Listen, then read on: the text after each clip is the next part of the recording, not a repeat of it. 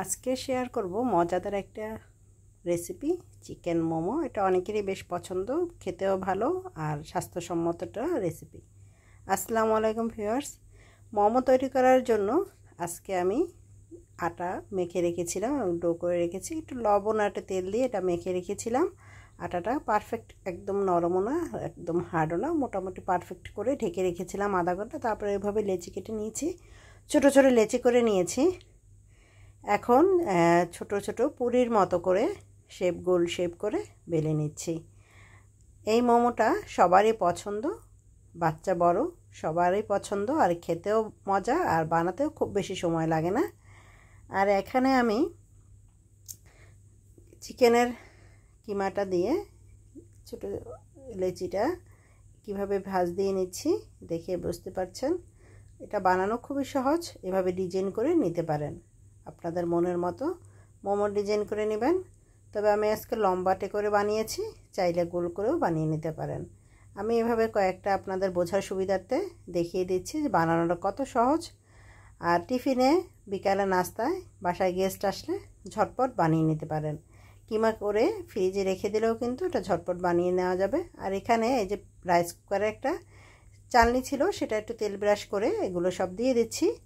আর পানিটা আমি আগেই রাইস কুকারের ভিতরে গরম করে রেখেছিলাম। এখন এটা উপর থেকে দিয়ে তারপর ঢাকনা দিয়ে 10 মিনিটের জন্য রেখে দিলাম। 10 মিনিটের ভিতরে কিন্তু এটা হয়ে যাবে, খুব বেশি জালও দিতে হয় না, যেহেতু পানিটা আগে রেডি করা ছিল, এজন্য এটা টাইমে কিন্তু খুব কম লাগে।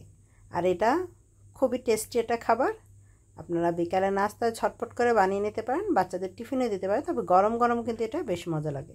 ঢেকে দিয়েছিলাম 10 মিনিটের জন্য।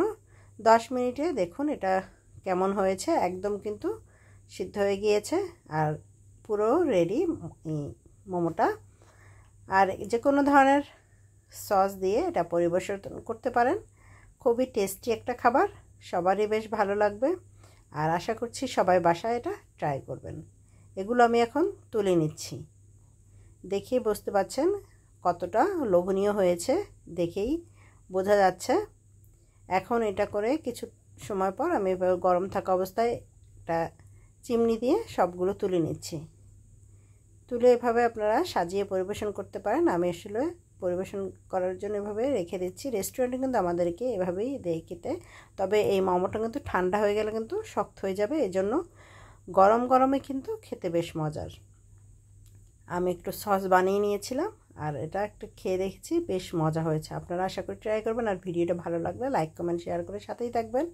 আর আমার চ্যানেলে যদি নতুন হয়ে থাকেন, চ্যানেলটি অবশ্যই সাবস্ক্রাইব করবেন। আর সাবস্ক্রাইব না করে থাকলে করে নেবেন, যারা করেছেন তাদেরকে অসংখ্য ধন্যবাদ। আল্লাহ হাফেজ।